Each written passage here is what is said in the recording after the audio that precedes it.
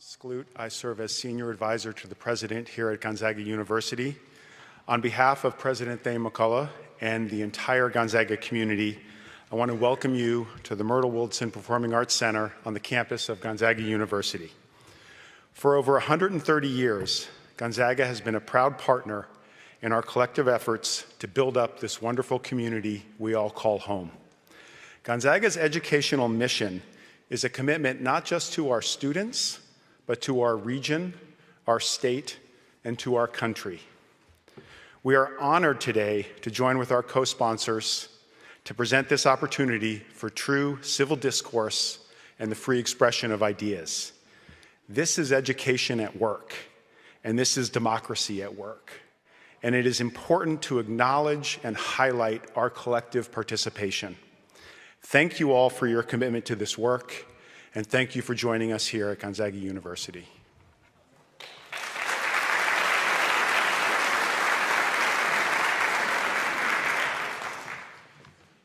Good afternoon. I'm Lunell Hott. I'm the president of the State League of Women Voters of Washington.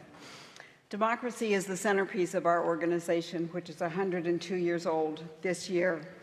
We are nonpartisan, which means that we don't support or oppose political candidates. We promote good public policy. Our interest here is the promotion of democracy in our organization and in our communities. The League has about 2,400 members across the state of Washington in 20 different local leagues. We present voter education. You've seen some of the things that we have out on the tables. We do this at events such as this. We have many local opportunities, about 50 local debates that we have sponsored so far in this particular campaign year. We produce the Vote 411 candidate information website and our civic education textbook, a couple of them, elementary and high school, are out on the tables. The state we're in, Washington, which includes tribal government. This is available in many languages for our students who are required to take civics education in the state of Washington in order to graduate from high school, and we're very, very proud of that. We're the envy of many states. We have an advocacy arm that promotes public policy based on positions that League members come to consensus on after usually multi-year studies. We have found that our positions have remained the same throughout the century. What we have found is that the political parties move back and forth, so you'll always sort of see us in the center and others moving back and forth, and we think that's an interesting phenomenon for the League. It's a pleasure to partner with Gonzaga University. We thank them for this beautiful venue and hospitality, which you have experienced thus far. They're front and back of the house staff, Jess Looms, Sarah Thurston, John Carlson, and Luke Denver. We appreciate the behind-the-scenes phenomenal work and essential to our purpose here today, Jim Zimmer and the KSPS crew. They make sure that people at home throughout the state of Washington can attend virtually. Thanks to the Spokane Area League of Women Voters, that's led by Lynn McGinn, Sylvia Oliver, and April May. Ann Murphy is managing the 28 volunteers here today. The State Board of Directors of the League is represented by Mary Coltrane, Beth Pellicciati, me, and our outstanding statewide debate coordinator, who is Shelley Knipe. You have no idea how complicated it is to do something like this. Most of all, we're grateful to you, the audience, because you're really the players here. You care so much about our democracy that you are here in person to understand firsthand about these candidates. And we thank the candidates. In this environment, being a candidate is no small task. Their commitment to democracy and to what we are doing here is really appreciated. Thank you for showing up and being with us. Rob Curley.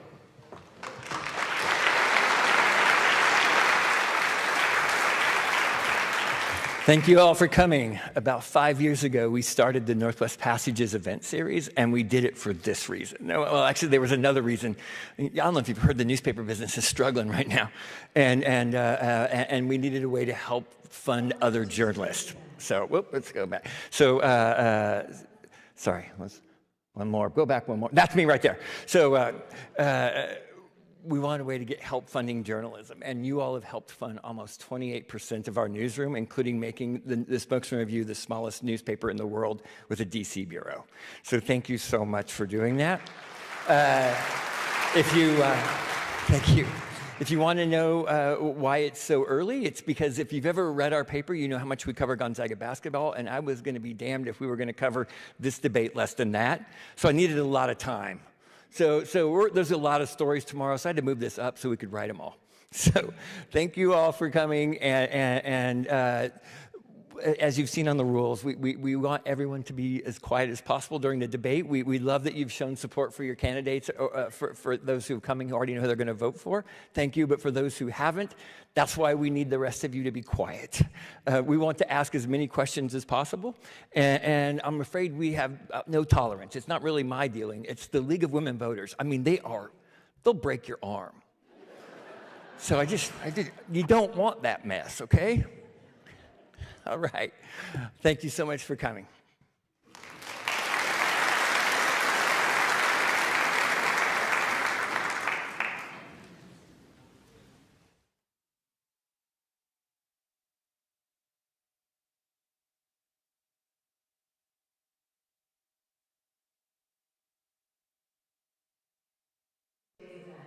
Please turn off your cell phones, and we ask that you not record the debate. Today's debate is a question and answer format. Each candidate has 90 seconds to answer. There are 2 opportunities to seek rebuttals. Rebuttals will be limited to 30 seconds. No rebuttals on the last question.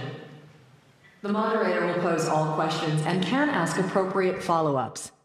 If a follow-up question is asked, both candidates will have the opportunity to respond, and responses must be limited to 30 seconds. Candidates will not ask direct questions of each other, and there shall be no direct interaction between a candidate and the audience. We ask the audience to please remain respectful and refrain from applauding, booing, cheering, or whistling, or in other ways demonstrating support or non-support for a candidate. Any audience member who is disruptive will be escorted out of the auditorium by event security.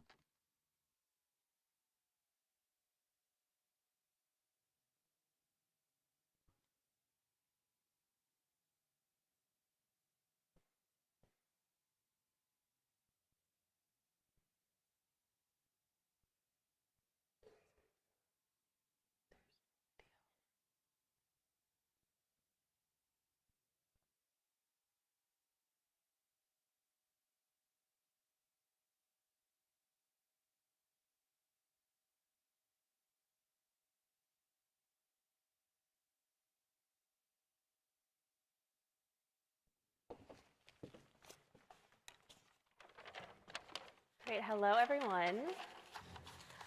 And welcome to the Secretary of State debate. Thank you all for watching and for being here. Today's debate is sponsored by the Spokesman-Review's Northwest Passages Community Events Series, the League of Women Voters, KSPS Public Television, and Gonzaga University. It is affiliated with the Washington State Debate Coalition. I'm Laurel Demkovich, and I'm pleased to be here to moderate this debate between Pierce County Auditor Julie Anderson and Secretary of State Steve Hobbs. Ms. Anderson won the coin flip earlier to determine the order, and she chose to go second. As was just mentioned, before we get started, I want to remind the audience to please refrain from clapping or cheering or booing so we can get through as many questions as possible. So let's get started. There is no official opening statement, but I do want to start by asking a pretty broad question that focuses on both of your experiences. You have both pointed to your experiences as being the most relevant for this job as Secretary of State. Mr. Hobbs, you were appointed last year to serve, to fill Kim Wyman's seat after serving as state senator, as well as decades in the National Guard. Ms. Anderson, you have been Pierce County's auditor since 2009. Why do each of you feel that you are the best for this position? Mr. Hobbs, you have 90 seconds. Thank you very much. I've dedicated myself to public service. This was instilled in me by my mom, who immigrated this country pregnant with me, knowing no English. We learned English together watching Sesame Street. It was the hard work and love of this country that inspired me to join the military at age 17, starting off as a private and raising through the ranks as a lieutenant colonel in the Army National Guard. During my 33 years of military experience, I've worked for the National Security Agency, assisted the security of elections in Kosovo and Iraq, and distributed nomination boxes in Iraq. I was a graduate of Department of Defense Information School, and I'm currently a public affairs officer. This makes me uniquely qualified to be your Secretary of State, taking on cyber and misinformation threats as I've already done in this office. Additionally, I've served 15 years in the State Senate, forging bipartisan solutions, working across the aisle. That's why I have many endorsements from Republicans, Democrats, from various newspapers, including the Association of Washington Business and the Washington State Labor Council. This office has evolved throughout the years beyond the coordination of elections with our 39 county auditors.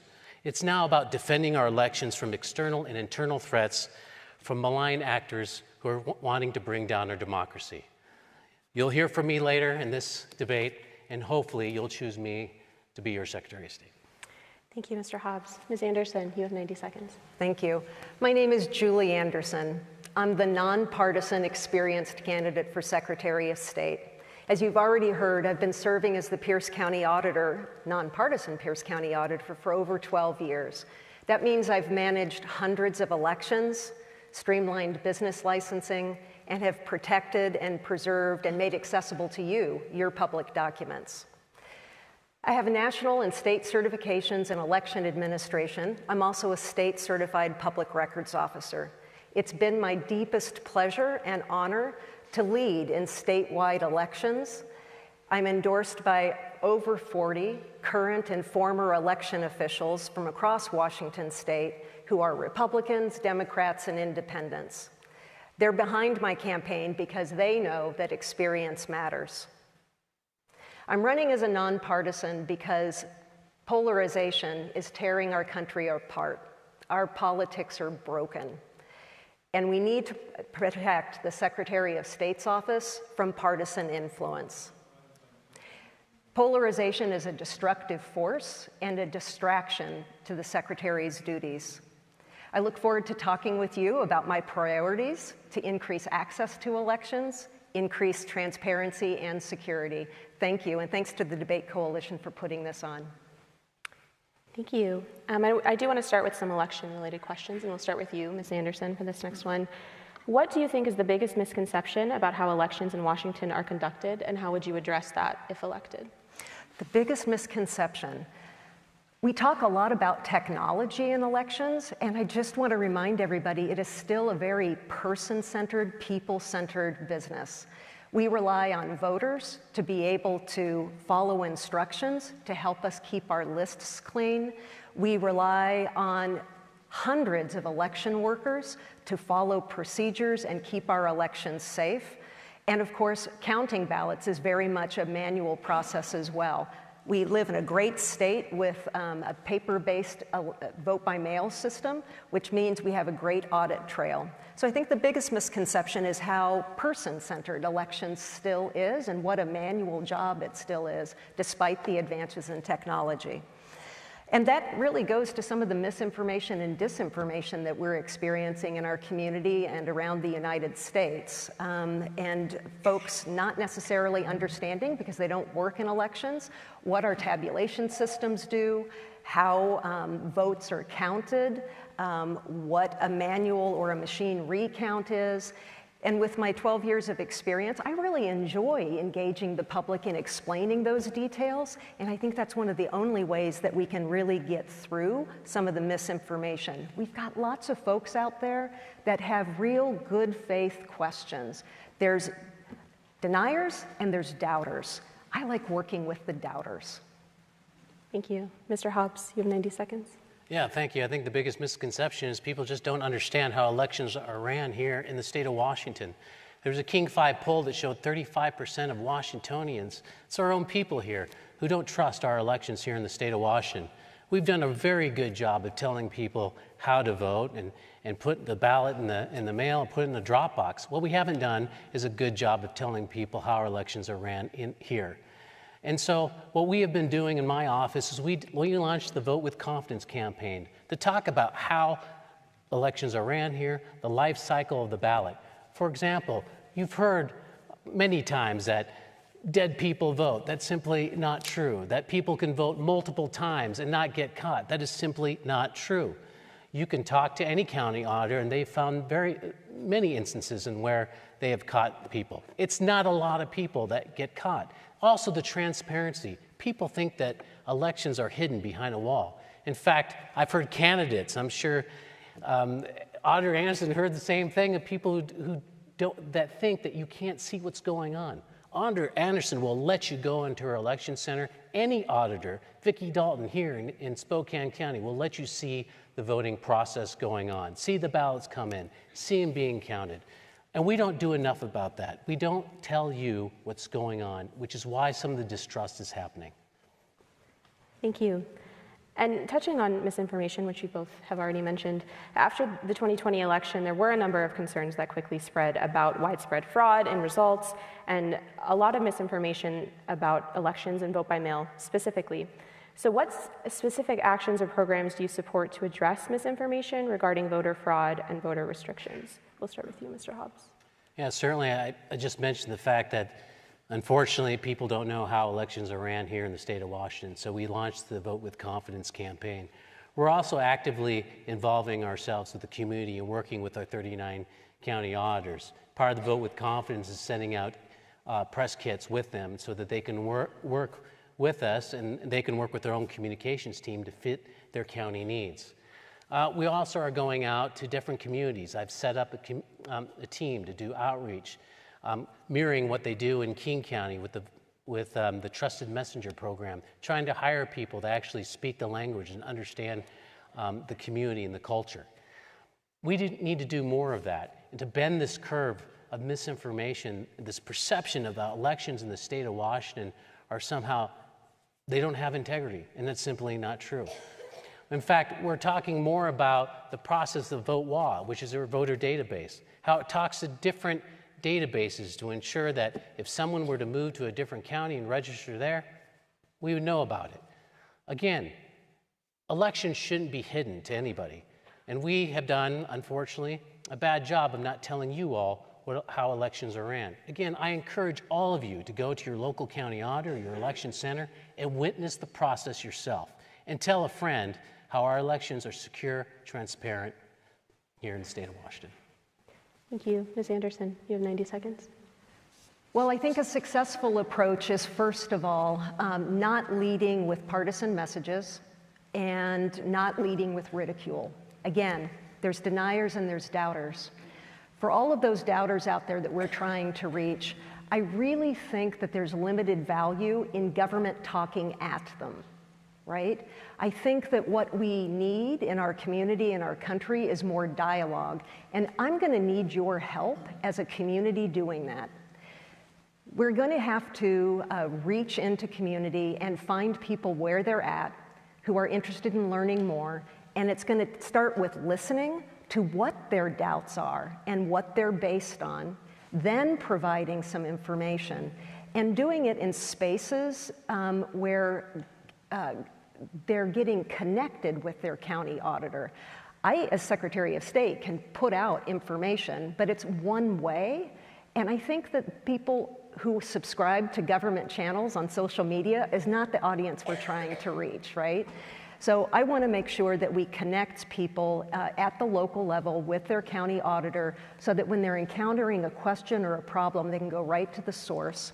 And I will say that the Vote with Confidence campaign, I've got to say, we didn't even have a chance to see that content until it started being printed in our daily papers, and that's not the kind of coordination and collaboration that we need. Okay, and for the next question, we'll start with you, Ms. Anderson. There has been talk for years of adding ranked choice voting in Washington, most recently with proposed legislation that would have given local jurisdictions the option to use ranked choice voting. This election alone, there are a number of counties who are considering it in various initiatives. You have said that you support that idea. Mr. Hobbs, you've said that it's not necessarily the time to add ranked choice voting, but given the growing support for it and the likelihood that it could be adopted at some place locally, how would you as Secretary of State handle that new type of election, even if it's just at a local level? Yeah. You're right. I do support the local option bill that's been kicking around in the state legislature for about 6 years now. Ranked choice voting is being used in 50 communities around the country, and it really isn't a matter of if, it's a matter of when. And you're right, it's going to be on the ballot in 3 counties this November. I support ranked choice voting and this local option because I respect voters and I respect communities. Some of the best innovations that we've had in America have been because we've respected this republic form of government with local control, where local communities can be laboratories of innovation. And ranked choice voting is not that much different than a woman's right to vote, being able to vote when you're turning 18 years old, or vote by mail. All things that were started at a local level. And I tell you, when they were started as a local option, they had challenges and they weren't uniformly popular either. So I respect communities and voters. Thank you. Mr. Hobbs, you have 90 seconds. Certainly, and they are on the ballot in various places. And of course, as your Secretary of State, I will honor that. That's what they chose, and I have to do it as part of my legal duties as Secretary of State. But I don't like ranked choice voting, and the reason I don't is because it disenfranchises communities and it leaves us vulnerable for misinformation. Think about what's going on right now with our elections, what happened in January 6th. People have doubts of our elections, and now you want to have an election based upon an algorithm and the number of votes, and people just don't have the trust right now. That's why now is not a good time to do it. Also, I think about my mom, who naturalized to this country when English is not her first language.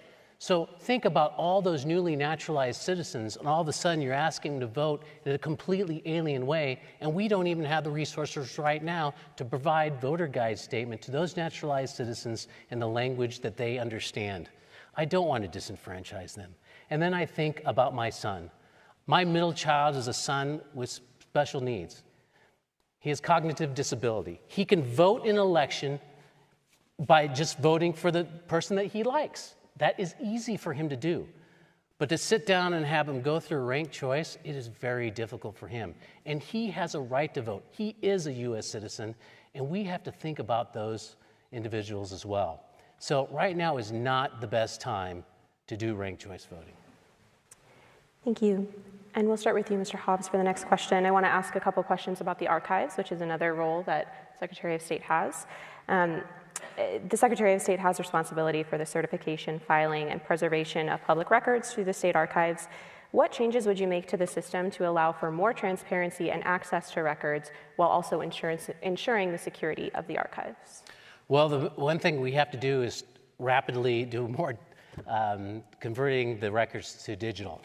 We need to do that. One thing I realized rather quickly is the amount of paper records that we need to convert so it can have access to the internet and so people can see it.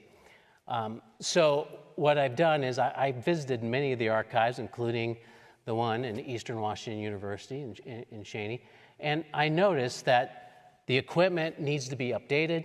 Larger scanners need to be done. For example, some of our archives need to ship larger documents to Olympia to get them scanned. So we're in the process of providing larger scanners, more efficient scanners, and providing more people. We were depleted during the last Great Recession, and we didn't get those people back so that we can scan those records. It's one thing that we've been working on. Archives also, that's great, is we have very old records, including our state constitution. And one thing I'd like to do as a traveling show is visiting the various schools and museums and the communities, bringing out our state constitution and old documents so that people can see it and see the history and understand the history of our great state. Thank you. Ms. Anderson. Well, as you can hear, the state archives has a legacy of being very paper-based. But turning paper documents into images by digitizing them isn't the future. We've got a backlog, we need to do that in order to preserve those documents, but I'm going to be focused like a laser on modernizing the state archives. We have a responsibility to preserve and make accessible to each of you documents with permanent retention value that are created by local and state government. And that's back from the territorial days all the way to this minute. Think about what's happening in government right now. We are producing at the state and local level more digitally native documents at a higher volume than you can imagine. That means these are records that have never been a piece of paper, and they're complex. They're digital, they're interactive. Think about the redistricting process that we just went through. Yes, it produced a paper map that was finally adopted, but think about all the interactive versions of that map that are important parts of that history. Think about all the online meetings that local and state government is having right now. That's online and digital. With all of those chats, all of the attached documents, who's preserving those records for history and making them accessible to you so you can hold government accountable? I will. Thank you. And I do want to ask a follow-up question, and both of you will have 30 seconds to answer. But you know, you've mentioned the paper archives, and I've heard that they are currently running out of space. So what, if elected, would your plans be to deal with that? And we can start with you, Mr. Hobbs. Yeah, certainly. As I said, when I went to some of the archives buildings, some of them are running out of space, which is why we do need to quickly scan these and digitize our records. And so that's what we've been working on. Also, we are building a new state library in the Tumwater area, which will give us some more room. Luckily, as we move forward and different municipalities are moving to digital, so it makes it easier going forward in the future. But we have a lot of old documents that we need to convert. Thank you. You have 30 seconds. I think the first thing I'm going to do is take an entire capital scan of all of the buildings under the responsibility of the Secretary of State to find out what our space needs are, and then also look for opportunities for collaboration. In addition, of course, to scanning the paper documents, but we'll always need a safe place to keep those paper documents. I'd like to collaborate with the museums, the other history societies that we already collaborate with, to see if there isn't another local government that has the same needs. Couldn't we partner together? We will start with you for this next question. The Secretary of State is also responsible for corporation, business, and nonprofit registration. Are there any changes that you would want to make to how registration currently works? And if so, what would they be? Good news. Our corporations division has a really good reputation, and it's working pretty well for business. Just ask anybody that tries to do business in California. So we're doing pretty good. What is a hot mess right now is the charities division. The legislature made a change that took an effect this year, and to implement those changes, the Secretary of State's office had to change their computer system, and basically it broke. They're having to entirely re-platform it. That's not an issue. The problem was with the way the incumbent managed that project. He asked all of the charities in Washington State to submit all of their paperwork by hand on paper, and then had employees hand enter that data into a separate system. This created a 2 to 3 month backlog, which means that important charities that you and I rely on to do work in the community are showing up as delinquent on the state system, and some of them were even administratively dissolved. This means that they can't get insurance, they can't get financing if they're building a new building, and there's absolutely no excuse for that. I would have handled that project entirely differently. So I think by the time I get in office, I'm going to still have a little bit of cleanup to do. Thank you. Mr. Hobbs, you have 90 seconds. Yeah, thank you very much. Yes, I did inherit the problem. Unfortunately, you really had two options, or actually one option, which was to do something, which was do the paper option, or do nothing and allow the buildup of these nonprofits to just accumulate, which we weren't going to do. So we had to do that option. And of course, we are working on it, and we believe that our site will be back online in November. But it does take time. But to do nothing is not an option. One thing that we are doing in corporations, nonprofits, and charities is we're going to create field offices. We haven't done that in the past because if you have a huge problem and you can't work it out on the phone, for example, we had a Vietnam veteran Marine who was hard of hearing, he was not internet savvy, trying to do a nonprofit, had a horrible time trying to communicate with us. It happens across the state. So we are actually going to open up field offices in various parts of the state so that we can service you, so we can be there for you.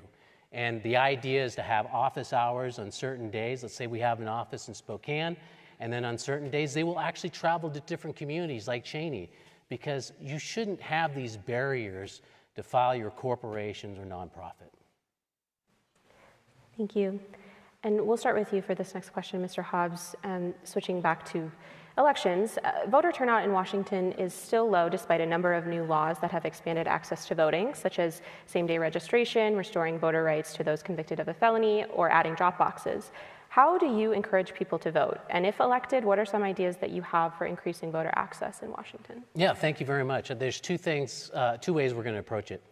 One is we are developing a team to go out to the various communities who are underrepresented, who don't usually go out to vote. I talked to the Hispanic Chamber of Commerce, the Tri-Cities, to go talk to them, perhaps teaming up with them, reaching out to their community in various communities, just like I had mentioned before with the Trusted Messenger program. The other thing we need to do is get to our young people, encourage them to vote, getting them in the mindset to vote before they turn voting age. One of the things that we have been leaning forward on and working on developing, this will be probably in the next 2 years, is a mobile game app for young people. So they can go on there and they can vote for maybe an imaginary character in a land, maybe get points. We'll throw civics questions at them to get them involved now so they're ready to go when they turn voting age. And of course, we will continue with our Vote with Confidence initiative, which we'll do next year. The legislature has not done a very good job of giving the Secretary of State the resources and the counties the resources to help them increase voter turnout. So I'm looking forward to doing that, working with our 39 counties to increase the voter turnout. Thank you. Ms. Anderson. Well, Washington State performs pretty well when we compare ourselves with the rest of the states in the United States for voter turnout. But it sure is hard to have like a victory fist bump when you've got 20% turnout in a special election that's so important. Job one is making sure that we're eliminating barriers to access. And Washington State has exhausted the most obvious barriers, so it's pretty easy to participate. But you know, the one thing that is tested and true that turns a non-voter to a voter is interpersonal communication. It's having somebody ask you or share with you why the election is important. It might be a candidate that doorbells. It could be a neighbor, a coworker, or what happens at your kitchen table. But what moves voters moves non-voters to be voters is interpersonal communication and community. So again, what I'm proposing is to reach through community, and I'm going to need your help. I'm launching the VOICE program, Voter Outreach and Innovative Civic Engagement, with really low barrier grants, similar to what we did in Pierce County very successfully with the 2020 census, combining philanthropic dollars with government dollars and making them easy to apply for to see what kind of innovative activities you come up with, your teenagers come up with to get the vote out and have that interpersonal communication. Thank you. And we'll start with you for this next question. And on the idea of turnout, the legislature as well as some local jurisdictions have discussed the idea of moving elections in Washington to only even years. Is that something that you support, and why or why not? Well, it's something that I'm worried about. I do obviously want to increase turnout, and this is an idea that could potentially increase turnout. But it does have some consequences that I think we should pay attention to, and I would like to share with the state legislature. Think about this. Some of the misinformation and disinformation that we hear is about the integrity of our voting rolls and how accurate our mailing lists are. If we start skipping elections and skip an entire year, that's 4 opportunities that I'm missing to send a ballot to a voter and then have either the national change of address report back to me or have it returned so that I can inactivate the voter. So the more contact we have with voters, the cleaner our mail lists are. I'm also concerned about county budgets. I think that there are some cash-strapped counties that would say, hey, man, you're only running elections every other year. Do you really need all of these staff? And I can see them whittling away at the budget. And I'm also, based on my experience, really concerned about keeping the wheels greased and those pistons firing, because our employees need continuous practice of those procedures to run accurate elections. So I'm worried about staff training, I'm worried about money, and I'm worried about that mailing list. Thank you. Mr. Hobbs. Well, Julie and I are probably on the same sheet of music on that, so she basically told you exactly what I feel about it. But there's also another aspect to that, and it's this. It's like during odd years, it's when the city council, it's when the mayor, it's from the drainage district, the cemetery district, the mosquito district are able to come out and campaign and tell you who they are. And they put out the yard signs, they give you lit, they go door to door. Imagine, if you will, now everybody's doing it. You're going to bury those hard-working city council members. I'm talking about the ones from the small towns that don't have the resources, and they'll be covered up in this deluge of signs. I'm sure you've driven around, you've seen all these signs out there. Imagine now you're adding all the city council races, county council races, and all these small little commissioner races. You know, the great thing about our democracy is that we're represented down to the lowest level. And I think if you move everything to an even year, you're going to lose that. The way that local elected officials, those city council members, those school board members, the way they connect is on those odd year elections, so you actually get to know them. So that's another reason why I'm against moving everything to even years. Thank you. Mr. Hobbs, we'll start with you. The Office of the Secretary of State is currently a partisan position, but the idea of making it nonpartisan has been around for years. You are running as a Democrat. Ms. Anderson, you're running as a nonpartisan, though some records have shown that years ago you have donated to a number of Democratic campaigns. How do you think that the office would be different if it were nonpartisan, and is that a proposal that you support?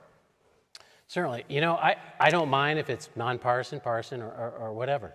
That's not the point. I think the point is who's in the office. An old motto that we had in my infantry battalion when I served in Kosovo was deeds, not words. Your actions speak larger than your words, or the letter next to your name when you're running for office. The last 3, 4, 5 secretaries of state were all partisan, and people voted for them and trusted them. They're all Republicans, and people trusted them. I trusted them. So I don't think it really matters. I look at my record of working across the aisle in a bipartisan manner. Crafting budgets, very difficult in a bipartisan manner.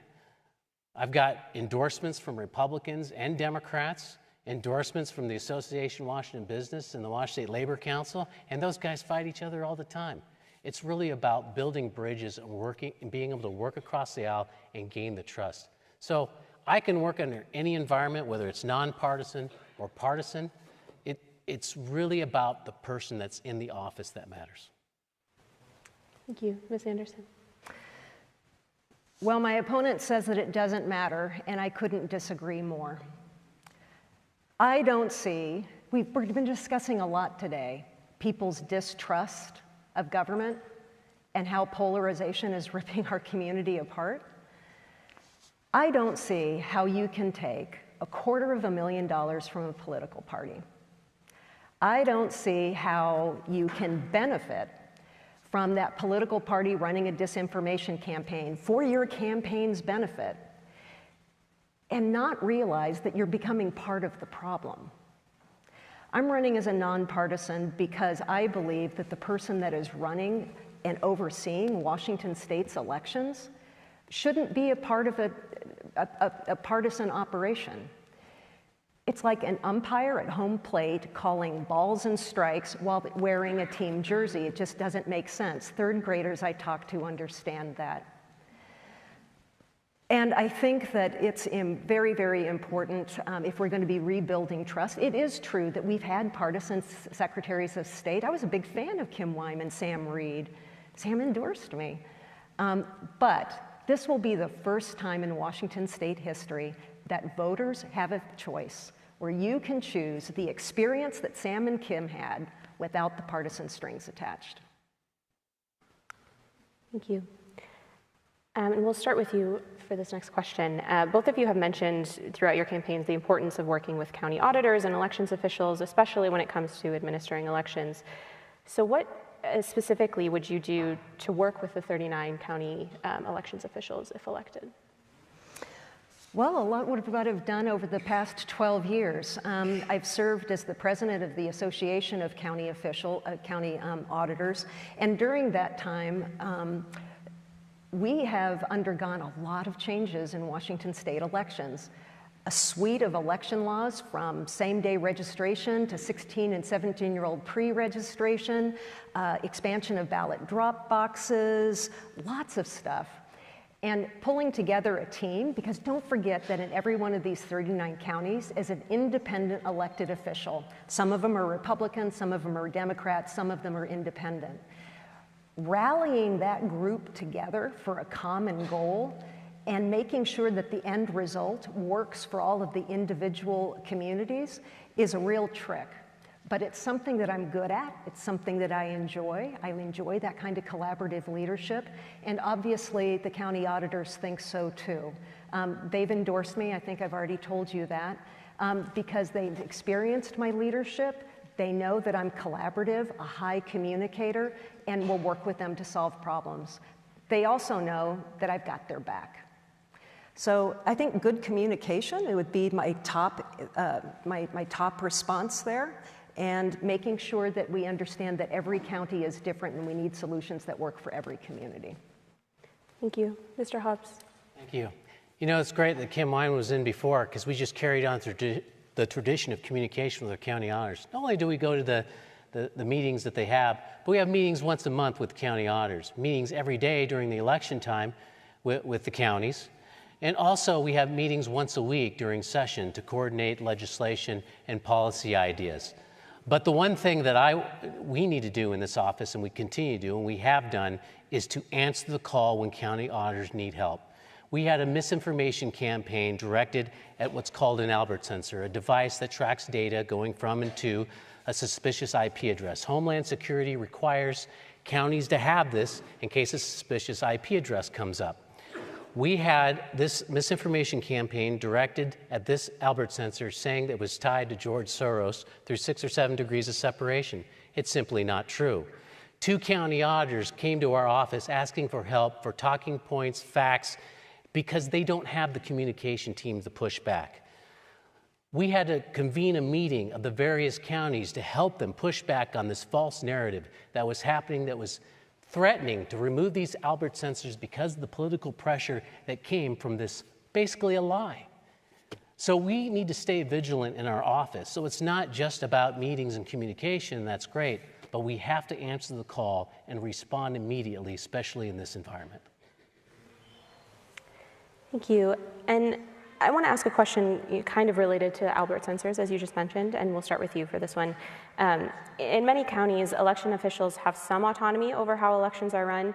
In some cases, however, they may be limited to what they can do by other local officials, such as county commissioners, through the budget or shared IT systems.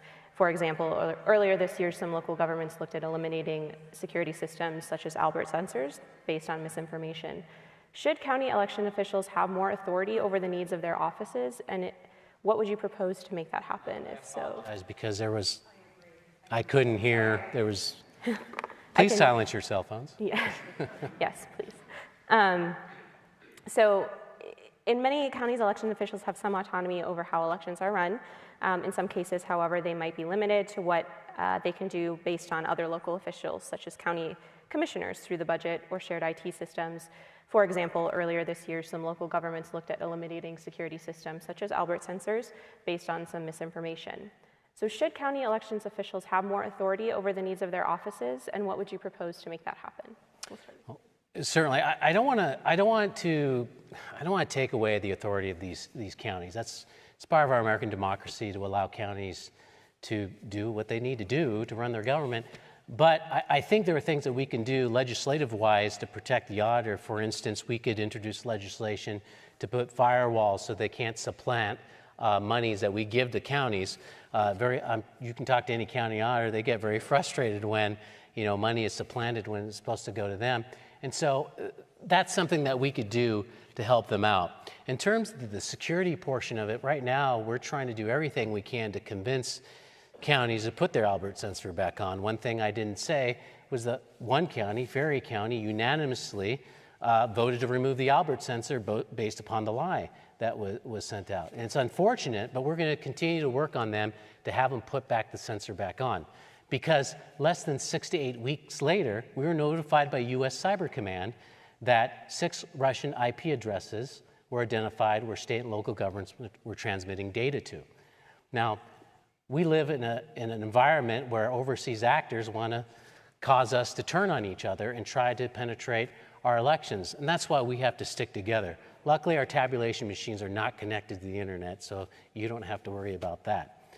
But I don't want to start limiting the authorities of county governments. I think the locals would be very upset with that. Thank you. Ms. Anderson. I think the system and the laws that we have in Washington State right now have struck the right balance. And I like that the Secretary is taking up the suggestion of Thurston County Auditor Mary Hall about creating firewalls to protect those county budgets from being swept. But I think that we have a good partnership and good standards in Washington State, and there's just enough discretion at the county level to be responsive to your communities. So I think we're good. Thank you. And we will start with you, Ms. Anderson. In recent months, counties have received a number of public records requests that seek records pertaining to the 2020 general election results. What measure can the state take to ensure that elections are transparent, but at the same time preserving the secrecy of the ballot and individual privacy? A number of records. We've received a lot of records requests. Interest is very high and continues to be high. And counties are doing a good job of responding to those record requests. There's a couple of things that I would do as Secretary of State is to help provide some leadership, to take some of the weight off of the counties. There are some documents that keep getting repetitively requested. And where it's safe to do so, I think that just posting those on the internet so that people can self-serve and retrieve might be a more efficient way to do things.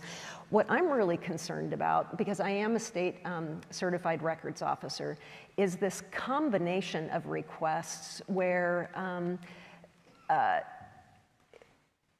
for example, we've got requesters who have requested the manuals for our computer systems, and we've turned those over. They've read the manuals, and so they're making more and more specific requests for the data. And the data that we release, combined with other records requests, could be used together to compromise security of our election system. So I am very interested in convening technologists, attorneys, records officers, and election administrators to revisit what it is that we're releasing. Thank you. Mr. Hobbs. Thank you very much. And this is where Julie and I agree on this particular issue. There is a delicate balance to be made, but we also have to protect the privacy of our citizens. For example, just recently, we passed a law in this state. It was in working with the county auditors to ensure that your signature is not simply viewed on screen in a digital fashion. Now, you can go to your county auditor and look at the ballots and look at the signatures yourself. But the last thing we want to do is allow anyone to go in there and just pull signatures, because as you all know, then you're creeping into identity theft there. So it is a delicate balance, and we're constantly trying to look at these requests as they come in to ensure that we're not releasing private information of an individual. I think the worst thing that could happen is release some information that shows somehow a linkage of how you voted, and that's one thing that we don't want to do. Thank you. And we'll start with you for this next question. This is actually an audience submitted question. Do you support allowing someone to drop off a mail-in ballot for people with a disability or older adults who may not be able to a ballot drop box? Why or why not? Oh, absolutely. It's mostly driven by the fact that I have 3 boys in my house and my wife, and I'm going down the store to get some milk, and if they want me to drop off their ballot, they can. And my son, again, developmentally disabled kid, I'm going to take his ballot to the drop box. Also, people out there have problems, maybe medically, have a condition, or maybe they're in a hospital or laid up in some way. Of course, they should be able to have the ability to have someone take that ballot and put it in a drop box or a mailbox. Just please don't hand your ballot off to a stranger. That's something that you shouldn't do. Thank you. Ms. Anderson. Absolutely, it's the law of the land as well. You can carry your neighbor, a family member, or anybody's ballot and deposit it at the election center or the drop box. I think the missing piece of the story is that you can't stuff the ballot drop box. All the ballots that are issued are individually issued and tied to individual voters, and we verify the identity of the voter before we process the ballot. Yeah, I think that's all I've got to say about that. Ms. Anderson, do you believe the state's address confidentiality program is adequate to protect victims of domestic violence, trafficking, assault, and harassment? And how would you continue to advocate for proper funding and support for the program if elected? Well, the address confidentiality is a key tool for crime victims and survivors of domestic violence, and it's a program that runs well. I would like to see it expanded. It has been limited pretty much to voter registration and marriage licensing and having those public records sheltered. But we're moving into an age now where the state legislature has allowed these address confidentiality participants to own real property. So auditors and industry leaders are working through the Recording Standards Commission under the Secretary of State's office to make rules for what does real property and chain of title look like if those aren't public records. I was involved very early on in the Recording Standards Commission in this initiative. I would also like to use my experience. I was also the executive director of the YWCA and worked extensively with victims of domestic violence. I'd like to work with our district and superior courts, which is where you are most likely to be. You are going to be there if you're filing for divorce, if you're filing for a protection order, and make sure that the courts are delivering information about how to access the address confidentiality program, because I don't think that we have as many enrollees as we should. So that's how I would improve that program. Thank you. Mr. Hobbs. No, it's a great program. You should look it up. And it's unfortunately, people have to use it because they're being victimized. My worry in the Secretary of State's office is ensuring that we have enough people in there to ensure the program keeps on running. So that's what I'll be keeping an eye on, because it is a great program. And obviously, any leakage that happens where someone can connect the dots and locate an individual is of grave concern to us and to the people that we serve. Thank you. Mr. Hobbs, the legislature recently passed a bill to restore voting rights to those convicted of a felony. Is that something you support, and would you want to see it expanded in any way? So I was against that bill, but the good news is that it was a clean bill, which basically said that if you are not in a prison, you are allowed to vote. So basically, if you're sleeping in the prison, you're still allowed to vote. I was against it because I feel that they should have done their time, but that's passed. I'm the Secretary of State now, and I'm going to abide by the law. What I am against is allowing prisoners who are still incarcerated allowed to vote. I think they need to do their time. I think most Washingtonians feel that way. However, I do think that we need to do everything we can for those incarcerated individuals who are about ready to leave to get them ready for citizenship. So luckily, we own all the libraries in the state prison. And so using that opportunity to teach the incarcerated folks who are about ready to be released about how to vote, how the vote process is done, and getting them ready to register is a good and honorable thing that we should do. Thank you. Ms. Anderson? I did support that bill, and I'm glad that it passed. It does make clear that if you're behind bars serving your time for your felony, that you can't register and you can't vote. But it clarified that the legal financial obligations don't need to be completed, which basically amounts to a poll tax. What's often misunderstood is that if you're not making good faith efforts towards clearing that debt, the prosecutor can refer back to court and can have that petition to have that franchise taken away. I think that being able to vote is an important part of restorative justice and making amends to a community.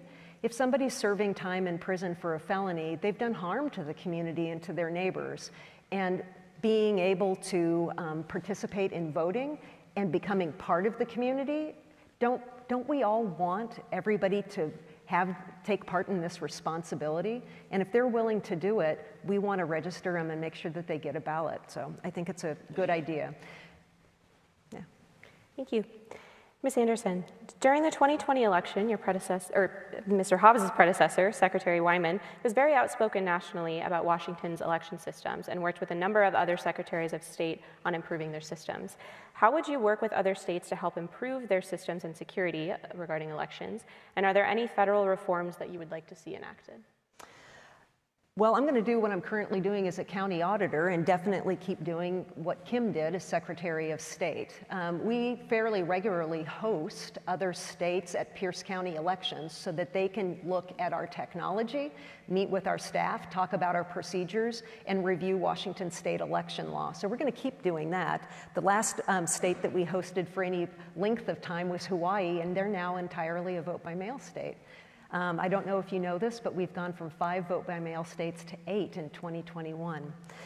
I think a primary duty of the Secretary of State is to export confidence and evidence to other states so that they can find their way to the voting system that makes best sense for their communities. And to, just to provide that evidence and export confidence. Yeah. Mr. Hobbs? Yes, there's an association called the National Associations of Secretaries of State, and that group works together on national policies to move voting forward. And there is a sizable group of us in that organization that would like to see the Voting Rights Act passed in Congress. Unfortunately, it's sitting there in the U.S. Senate. Hopefully things can change in the next election so that can move forward. But here's the thing, 90% of the stuff in that bill is what we already do. Now, there's some stuff in there that we don't do, like making a national holiday. We don't do that here. And, I mean, it'd be great for all of you, but for my office, we have to work that day. But that's something that we will continue to do, working with our other secretaries of state. And we also do a lot with cybersecurity and misinformation. We meet regularly with Homeland Security to talk about these issues as they come up. In fact, the Secretary of State is the only statewide elected office where Homeland Security offers security clearances. Thank goodness I worked in the National Security Agency and dealt with cybersecurity and misinformation threats, so I already had a security clearance. But we all work together to protect our democracy.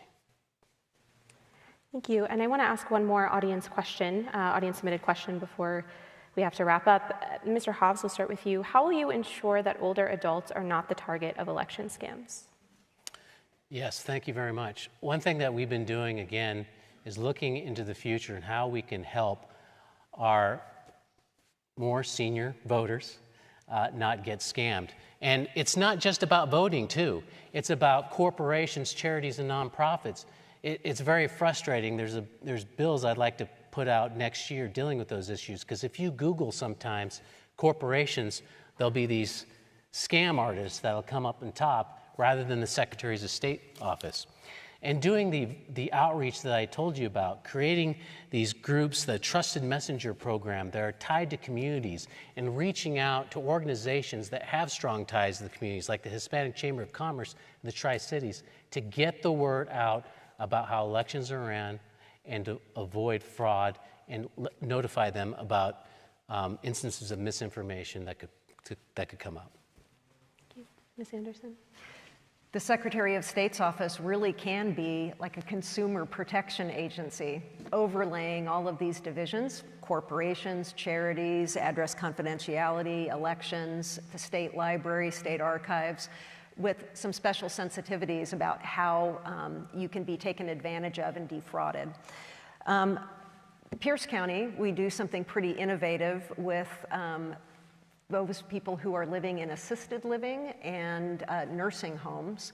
I go out and teach the owners of those facilities and the managers there and the staff about their duties and responsibilities, letting them know what the law says about the limitations of assisting people with voting, what to do if a voter doesn't want to participate anymore, and that they don't have the right to make that decision for somebody that's in a facility. Only a court order or the voter themselves can do it.